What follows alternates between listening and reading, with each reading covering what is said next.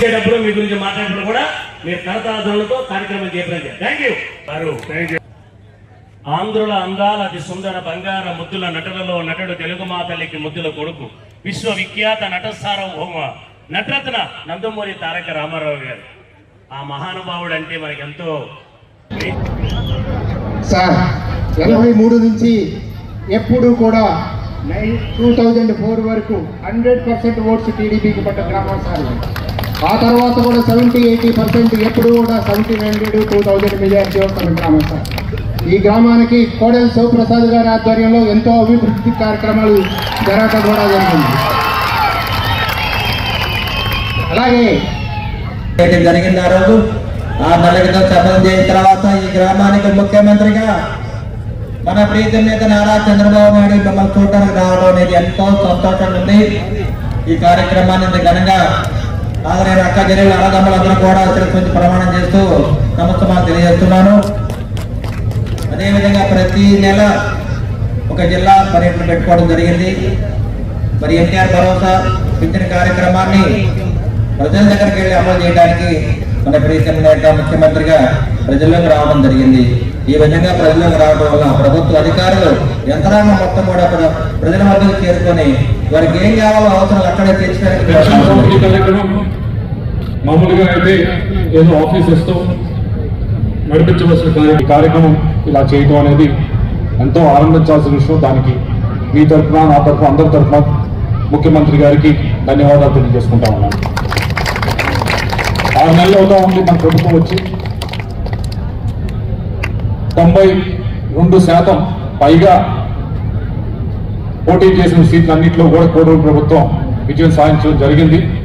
అద్భుతమైన విజయం, ఎక్కడ కనీ విని ఎరుగని విజయం ప్రారంభించే దిశగా అడుగులు వేస్తా ఉన్నాం. ఇవన్నీ ఎందుకు చెప్తా ఉన్నామంటే అందరికీ ఎంతో ఉత్సాహం ఉంది. రాష్ట్రం అభివృద్ధి చెందాలని, ప్రతి ఒక్క కుటుంబం బాగుండాలని ముఖ్యమంత్రి గారు అటే పయనిస్తూ ఉన్నారు.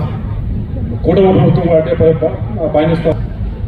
అయితే ఈ వేదికపై నుంచి ముఖ్యంగా మొట్టమొదటిసారి పల్నాడు రావడం జరిగింది ముఖ్యమంత్రి గారు. పల్నాడుకు సంబంధించి మనకు ఉండే సమస్యలు, ఒకటి త్రాగునీరు సమస్య, ఒకటి సాగునీరు సమస్య. మీ అందరికీ తెలిసిందే. దాంట్లో భాగంగా ముఖ్యమంత్రి గారిని అడగడం జరిగింది ఇదివరకే. మళ్ళీ ఒకసారి ఈ సభాముఖంగా కూడా అడుగుతా ఉన్నాం. మనం ఏదైతే వరికి పురుషాల ప్రాజెక్ట్ ఉందో మాచలకు సంబంధించి దాన్ని పూర్తి చేయాలి అని చెప్పి, మనకి జలాలు సాగు తీస్తే కనుక మన ప్రాంతం కూడా అభివృద్ధి చెందుతుందని చెప్పి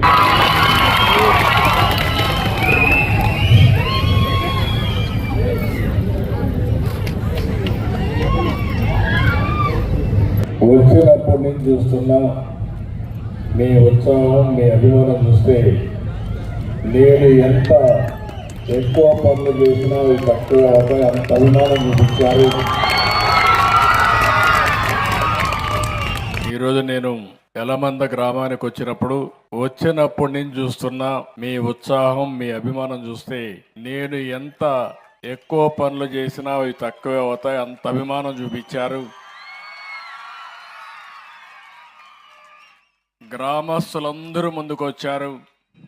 నేనైతే ఒకప్పుడు మీరు చూసుంటారు, ముఖ్యమంత్రి వస్తున్నా అంటే పరదాలు కట్టేవాళ్ళు, ముఖ్యమంత్రి వస్తున్నా అంటే పెద్ద పెద్ద ఆడంబరాలు చేసేవారు. ఈ చుట్టుపక్కల మా తమ్ముడు చెప్తే చెట్లు కొట్టేసేవాళ్ళు.